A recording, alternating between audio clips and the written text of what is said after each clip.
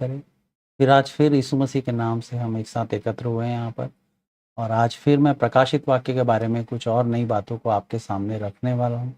प्रकाशित वाक्य थोड़ा जटिल है, लेकिन आप इसको अगर समझेंगे तो आपका विश्वास यीशु मसीह में बढ़ता चला जाएगा, और आप इस बात को जान पाएंगे कि अंत के समय में होने वाला क्या है और परमेश्वर ने क्या क्या हिंट हमको दिया है।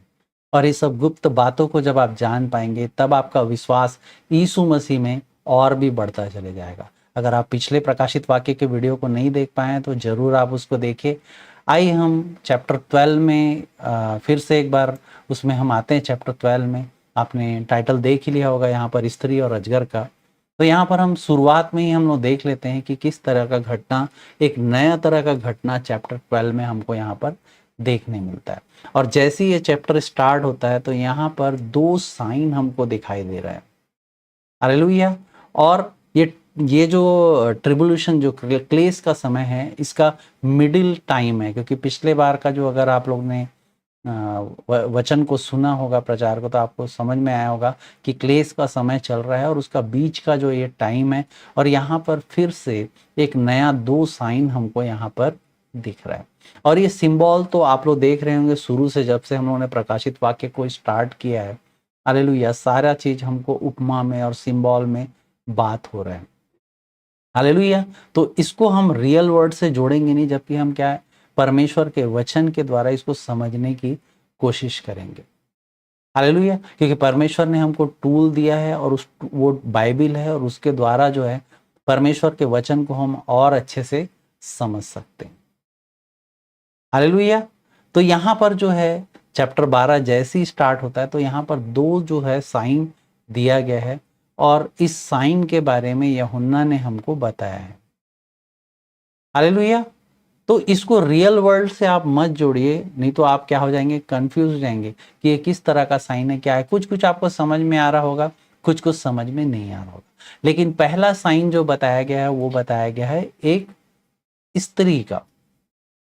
हालेलुया। जो क्या है, गर्भवती है।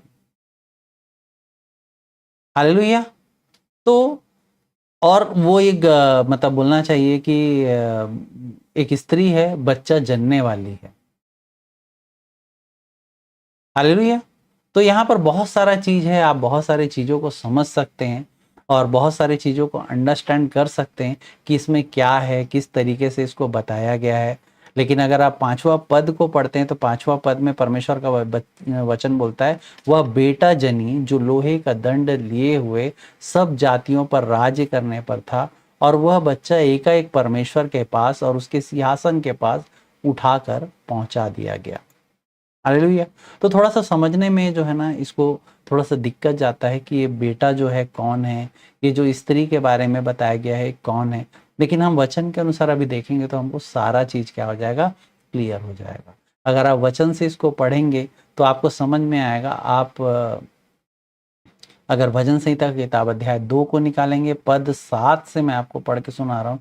इसमें लिखा है, मैं उस वचन का प्रचार करूंगा जो यहोवा ने मुझसे कहा, तू मेरा पुत्र है, आज तू मुझसे उत्पन्न हुआ, मुझसे मांग, और मैं जाति जाति के लोगों को तेरे संपत्ति होने के लिए और दूर दूर के देशों को तेरी निज भूमि बनने के लिए दे दूंगा।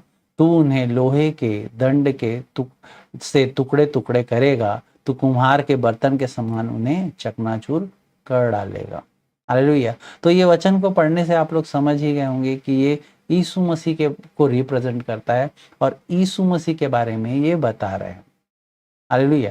जो बच्चा जनने वाली है, जो बच्चा है, वो कौन है, वो यीशु मसीह है। हालेलुया। और ये जो बच्चा है, ठीक है, ये कहाँ पर सीधा सीधा बोलना चाहिए कि सिंहासन में उसको कहाँ लेके गया है करके बोल रहे हैं, सीधा वो सिंहासन में। अगर आप इसको पढ़ेंगे तो समझ में आएगा। 5वां पद को भी मैंने पढ़ा है, वह बेटा जानी जो लोहे का दंड दिए हुए सब जातियों पर राज्य करने पर था, और वो बच्चा एक एक परमेश्वर के पास और उसके सिंहासन के पास उठाकर पहुंचा दिया गया। हालेलुया। तो यहाँ पर जो है सीधा सीधा हम लोग इस बात को समझ सकते हैं कि ये कौन है, यीशु मसीह। हालेलुया। लेकिन कई बार इसमें कंफ्यूजन भी होता है। हालेलुया। उसका कारण क्या है इसमें ये बताया जा रहा है कि ये सीधा मतलब वहां पर क्या कर रहा है, बोलते हैं बच्चा जिन्हें परमेश्वर के पास, उसके सिंहासन के पास उठाकर पहुंचा दिया गया, और वह स्त्री उस जंगल में से भाग गई जहां परमेश्वर की ओर से उसके लिए रहने के लिए कोई जगह नहीं दिया गया था। तो यहाँ पर कई लोगों का कंफ्यूजन स्त्री को लेके भी है, बच्चे को लेके भी है, लेकिन जो यहाँ पर जो बच्चे के बारे में बताया गया, जो बेबी बताया गया, वो कौन है? वो यीशु मसीह है। हालेलुया। लेकिन यीशु मसीह अभी भी सिंहासन पर बैठा नहीं है, और अभी वो इस पृथ्वी में अभी रूल नहीं किया है। तो रूल करने के लिए क्या है? टाइम है। अभी वो परमेश्वर पिता के दाहिने हाथ में वहां पर बैठा हुआ है, और अभी रूल करने के लिए अभी समय है, क्योंकि अभी क्लेश का टाइम है यहाँ पर। हालेलुया। तो अभी पूरे नेशन में अभी जो किंग जो है यीशु मसीह अभी होने को है, क्योंकि जब मतलब इस समय आएगा, समय पूरा होगा, तब यीशु मसीह क्या होगा? पूरे नेशन में का राजा वो बनेगा। हालेलुया। लेकिन कई जो चीज है यहाँ पर, इस चीज को तो क्लियर हो जाता है कि यीशु मसीह, ये जो बच्चा जो है वो यीशु मसीह है। लेकिन कई लोग का मानना है कि जो औरत, जो स्त्री के बारे में बताया गया है, ये मैरी है करके, जो यीशु मसीह की अर्थली मदर जो थी। हालेलुया। लेकिन ऐसा नहीं है। हालेलुया। वो ये जो लेडी के बारे में बताया है, ये मदर मैरी नहीं है। जिस वुमेन को रिप्रेजेंट किया गया है, अगर हम पहला पद को ही पढ़ेंगे तो वहां पर हमको समझ में आएगा। फिर स्वर्ग में से एक बड़ा चिन्ह दिखाई दिया, अर्थात एक स्त्री जो सूर्य ओढ़े हुए थी, और चांद उसके पांव तले था, और उसके सिर पर 12 तारों का मुकुट था। एक उपमा में यहाँ पर बात किया जा रहा है, लेकिन कई लोग जो इसको पढ़ते हैं तो उनको लगता है कि ये मदर मैरी के बारे में बात किया गया। लेकिन ये कंप्लीटली, हम बाइबल को और भी अच्छे से जान के पढ़ेंगे तो अभी हमको समझ में आ जाएगा कि ये जो है मदर मैरी के बारे में यहाँ पर कोई डिस्क्रिप्शन नहीं दिया जा रहा है, ना ही इसको बताया गया। हालेलुया। लेकिन एक तरह का इंटरप्रिटेशन करके इसको बात किया गया है, क्योंकि यहाँ पर आप देखेंगे बताया, एक स्त्री जो है सूर्य ओढ़े हुई है बोल रहा है, और चांद उसके पांव तले है करके इसके बारे में बताया गया है। हालेलुया। लेकिन अगर आप बाइबल में खोजोगे तो इस टाइप का वर्ड जो है प्रकाशित वाक्य में आपको कहीं और नहीं मिलेगा, तो आपको समझ में नहीं आएगा कि क्या है। लेकिन इसको हम बाइबल में और भी जगह देखेंगे तो इसका आंसर हमको जरूर मिलता है। अगर आप उत्पत्ति का किताब को निकालेंगे ना, तो इस टाइप से मिलता जुलता जो है वचन वहां पर मिलता है, तो हम क्या है उसको इंटरप्रेट कर सकते हैं कि हाँ, इस टाइप का जो वचन है तो उससे मिलता जुलता है। क्योंकि प्रकाशित वाक्य को जब मैंने शुरू किया था, तभी मैंने आपको ये बताया था कि इसमें कई चीजें जो इस तरीके से बताई गई कि जिसको हमको समझना पड़ेगा, और एक दूसरे वचन से इसको क्या करना पड़ेगा? रिलेट करना पड़ेगा। तो हम एक बार उत्पत्ति की किताब को निकालेंगे तो आप अंडरस्टैंड करेंगे कि ये जो बोलना चाह रहे हैं, तारों का बात, और यहाँ सूर्य ओढ़े हैं, तो इसका मतलब क्या है, थोड़ा सा आप अंडरस्टैंड कर पाएंगे अगर उत्पत्ति का किताब अध्याय 37 को अगर आप निकालेंगे तो।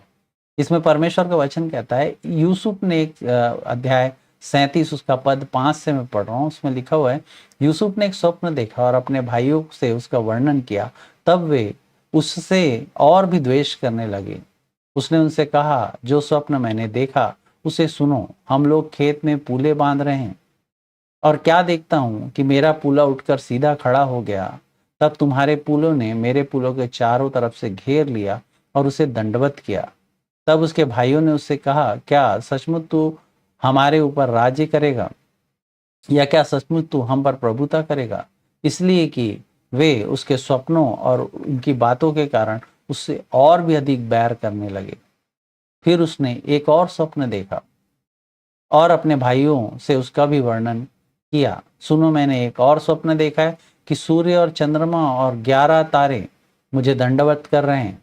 यहाँ पर देखिए, यहाँ पर बता रहा है एक स्वप्न, ऐसा ही स्वप्न बता रहा है। आप देखिएगा, यहाँ पर पढ़ रहा हूं मैं, सूर्य और चंद्रमा और 11 तारे मुझे दंडवत कर रहे हैं।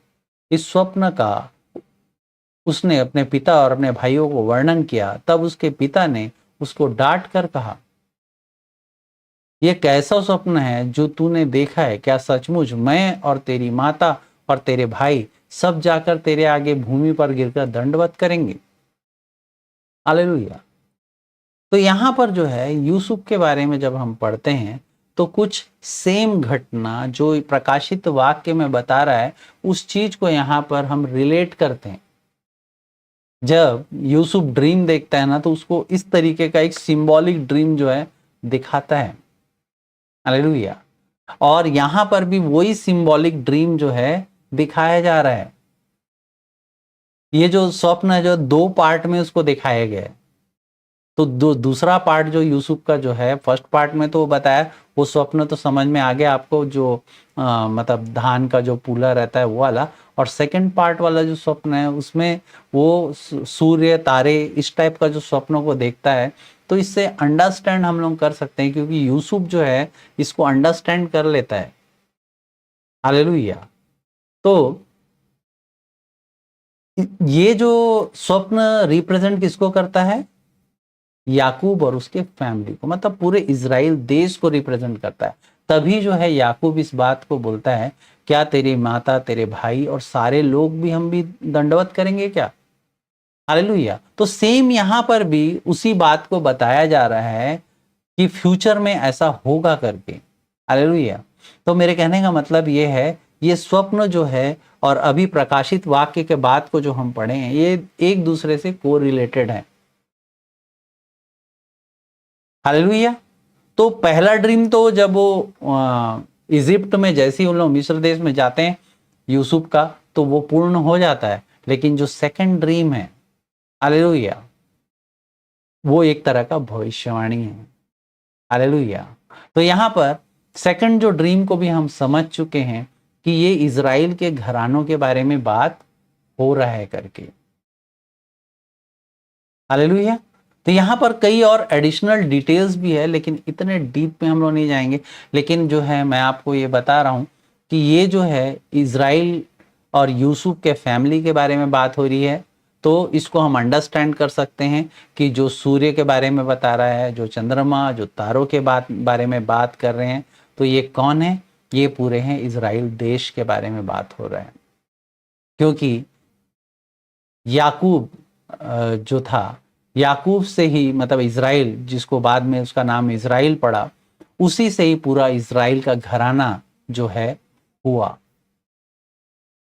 हालेलुया। तो यहां पर ये बात कंफर्म हो जाता है कि ये जो चंद्रमा सूर्य तारों का जो बात यहां पर हो रहा है ये इज़राइल के घरानों के बारे में बात किया जा रहा है।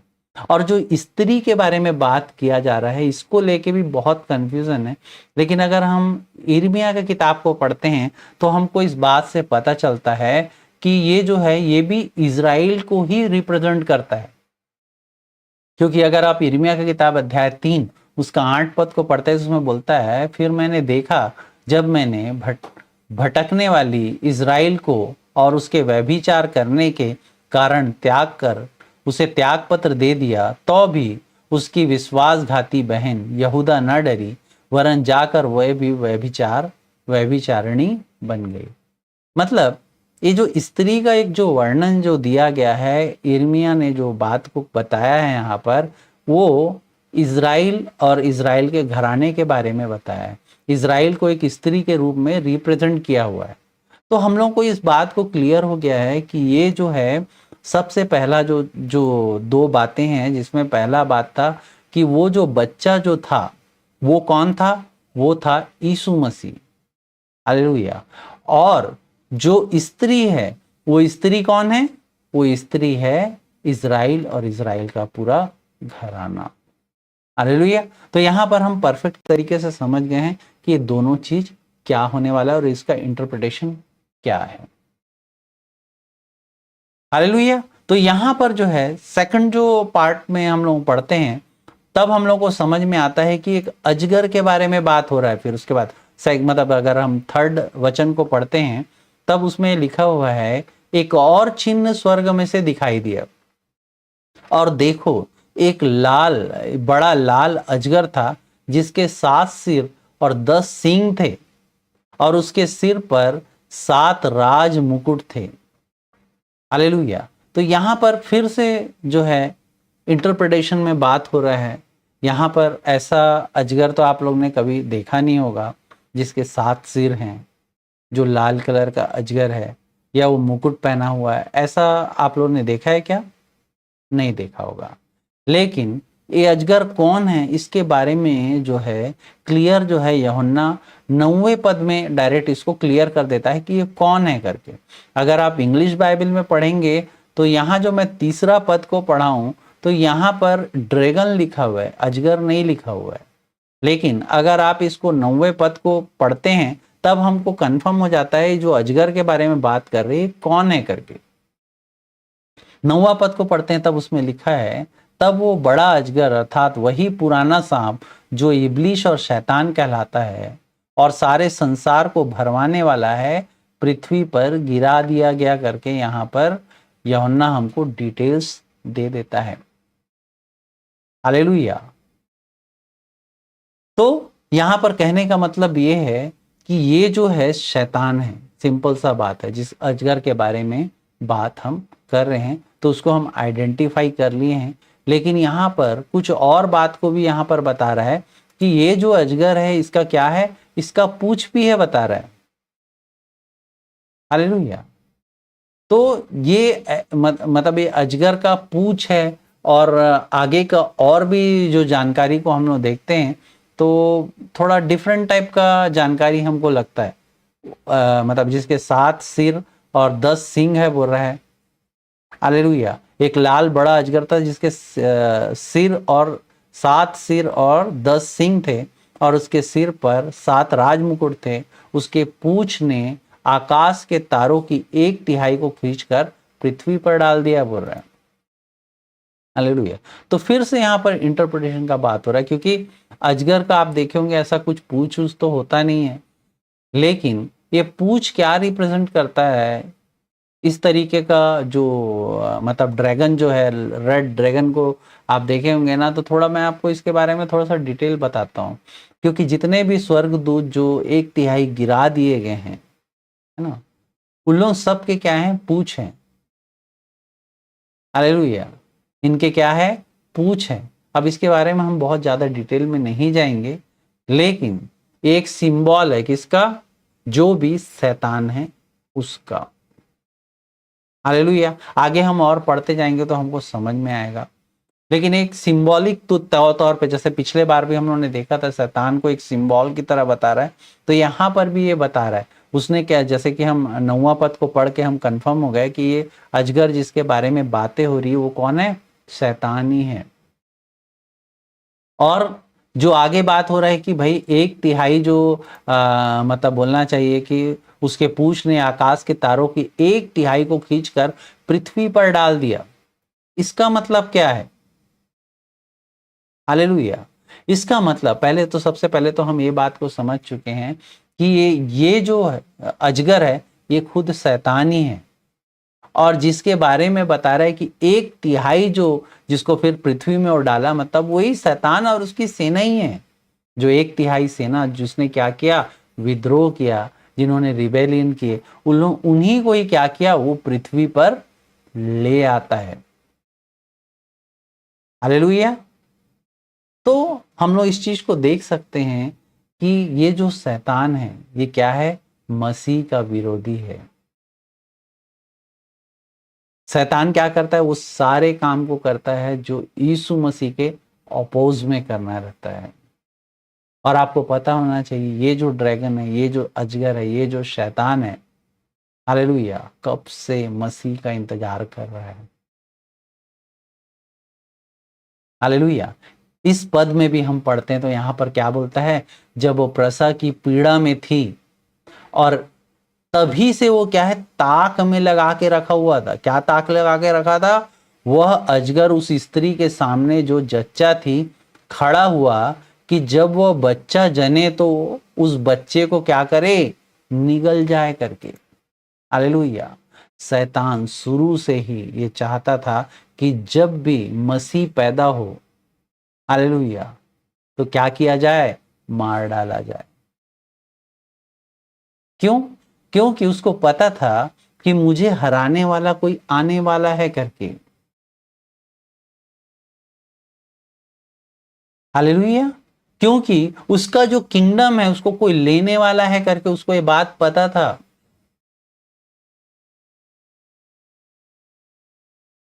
हालेलुया। तो शुरू से ही शैतान क्या करने लगा, यीशु मसीह से फाइट करने के लिए रेडी था। किसी भी तरीके से मैं फाइट करूं और उससे जीतूं। सोच के देखो, यीशु मसीह जब क्या हुआ, इस अर्थ को छोड़ दिया, तो शैतान के पास अभी कोई चॉइस नहीं है। अब वो कहां अटैक कर रहा है आपको पता होना चाहिए। आज जो है यीशु मसीह का जो शैतान का जो विरोधी है कौन है, यीशु मसीह है। यीशु मसीह अभी उससे लड़ने के लिए नहीं है। हालेलुया। वो आने वाला है। शुरू से ही शैतान जो है वो यीशु मसीह के पैदा होने के पहले ही क्या कर रहा था, उसको खत्म कर देना चाहता था। शुरू से ही वो अपने टैक्टिक्स को कई बार क्या हुआ, चेंज किया। और यीशु मसीह के जाने के बाद भी अपने वो टैक्टिक्स को चेंज करता रह रहा है। उसका जो अटैक करने का तरीका, उसके कार्य करने का तरीका आपको पता होना चाहिए।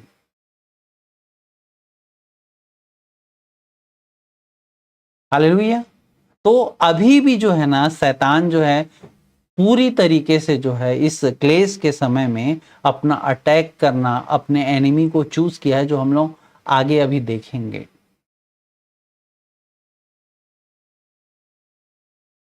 हालेलुया। लेकिन यहां पर डिफिकल्ट पार्ट को थोड़ा सा हम समझते हैं, क्योंकि यहां पर क्या बताया गया है, ये जो शैतान है इसके क्या है, 7 सर हैं बताया है। हालेलुया। इसको थोड़ा सा समझना हम लोगों को जरूरी है, तब हम उसके बाद आगे और भी चीजों को क्या कर पाएंगे, समझ जाएंगे। और उसमें क्या बता रहा है कि वो सातों क्या किए हुए हैं। एक बार मैं पढ़ देता हूं उसमें, तब आपको समझ में आएगा।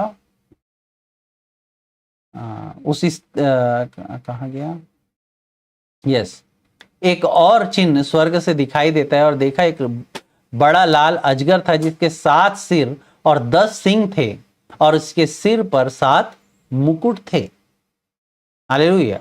तो यहां पर जो है अजगर के 7 सिर थे, 10 सींग थे, और उसके सिरों पर 7 मुकुट थे। इसको भी थोड़ा सा हम अंडरस्टैंड करते हैं कि क्या है।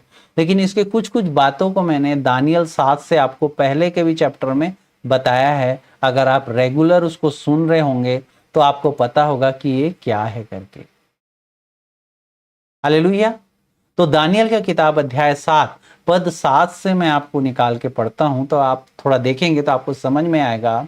फिर इसके बाद मैंने स्वप्न में दृष्टि की और देखा कि एक चौथा जंतु है जो भयंकर और डरावना और बहुत सामर्थी है, और उसके बड़े बड़े लोहे के दांत है।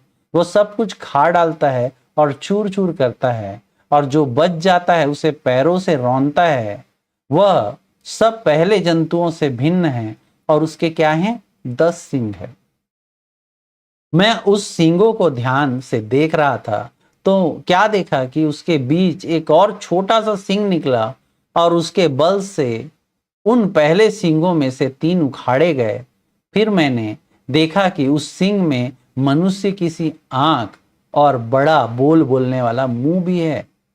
उसने कहा, उस चौथे जंतु का अर्थ एक चौथा राज्य है जो पृथ्वी पर होकर, अगर आप इसको 28 पद से पढ़ेंगे तो इसमें लिखा हुआ है, उसने कहा उस जंतु का अर्थ एक चौथा राज्य है और पृथ्वी पर होकर और सब राज्यों से भिन्न है, और सारी पृथ्वी का नाश करेगा और दांव कर चूर चूर करेगा।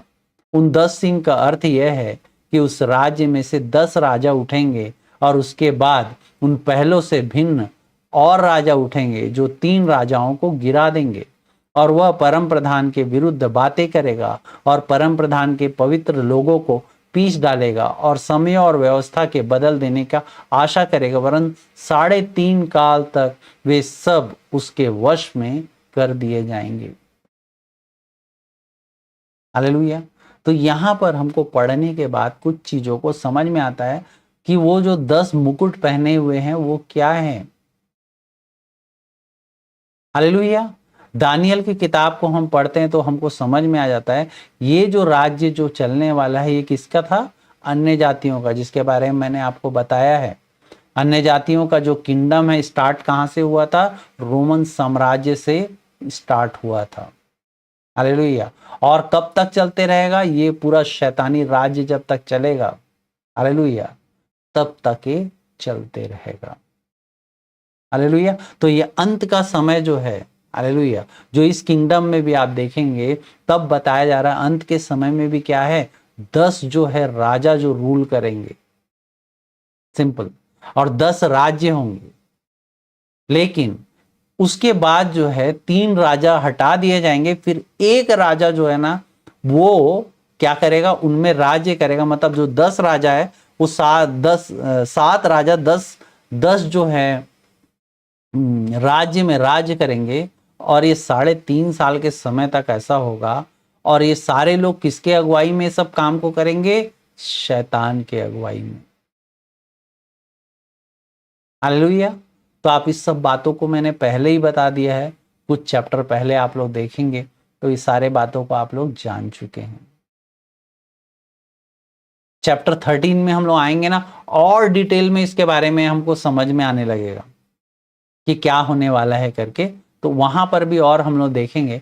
लेकिन अभी जो है आप लोग इस बात को समझ गए होंगे कि ये जो अजगर है, ये जो उसके सरों में जो मुकुट है, ये सब करने की बात जो हो रही है ये क्या है करके आप लोग दानियल 7 के द्वारा इन सब बातों को क्या है समझ सकते हैं कि सिंह जो क्या है, ये जो अगर मुकुट पहने हुए हैं तो ये क्या है। ये सब शैतान और शैतान के जो सेना रहेंगे उन लोग इस तरीके से काम करेंगे क्लेश के टाइम में। जब अंत का टाइम रहेगा, जो महाक्लेश का समय रहेगा, उस समय ये सारा चीज होगा। और जो एंटी क्राइस्ट जो है, जो शैतान है, उसके द्वारा जो पूरे वर्ल्ड में क्या करेंगे? लोग रूल करेंगे।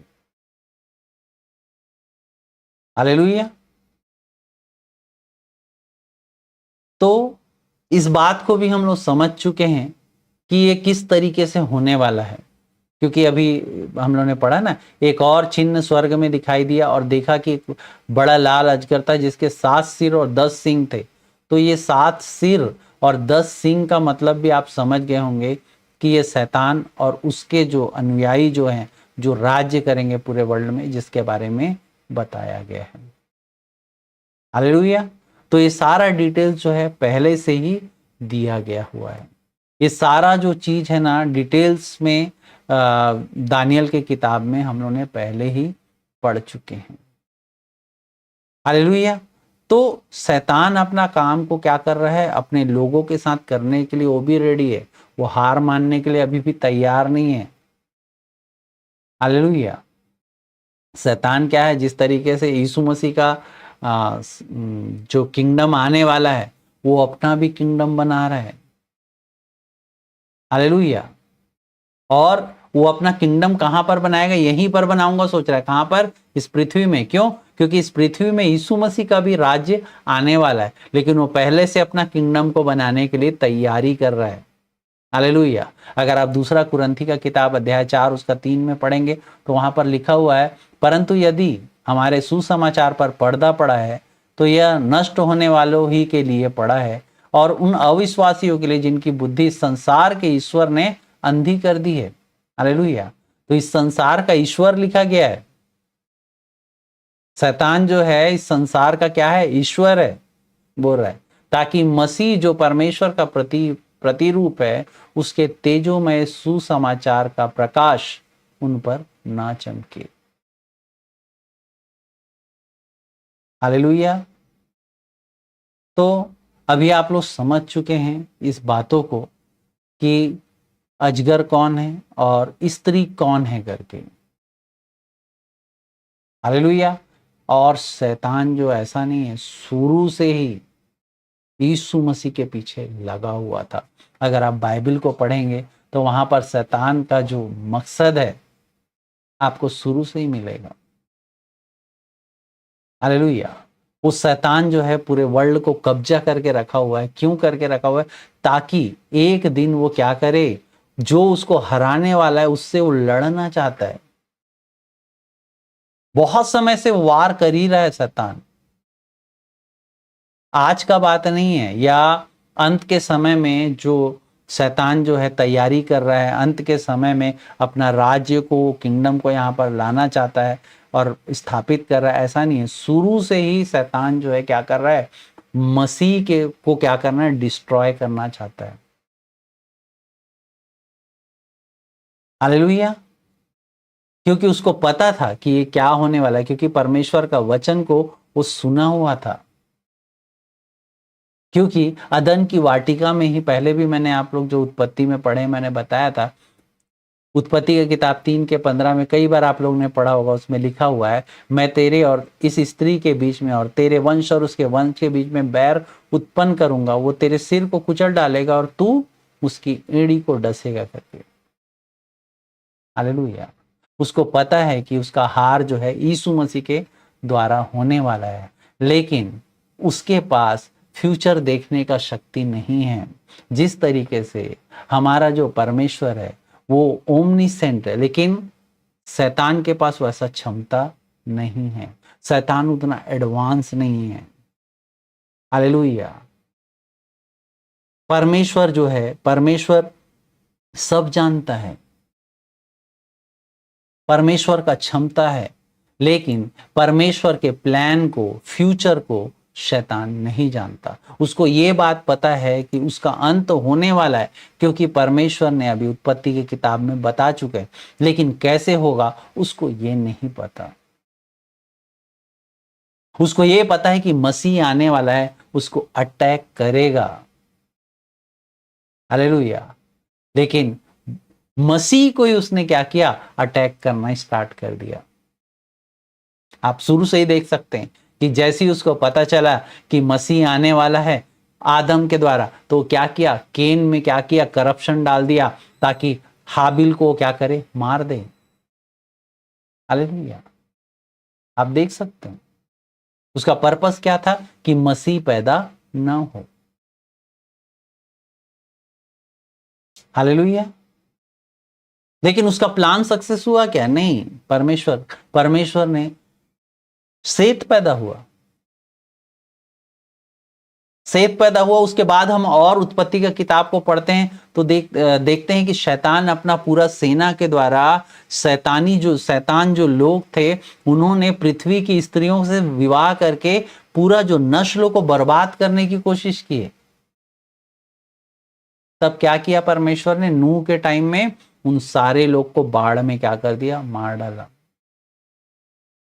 ताकि मसीह क्या हो पाए, आ पाए। शैतान लड़ाई कर रहा है, वो पूरी तरीके से क्या किया, पृथ्वी के लोगों को करप्ट करके, ताकि मसीह, पूरी औरतों को करप्ट कर दिया ताकि मसीह पैदा ही ना हो पाए।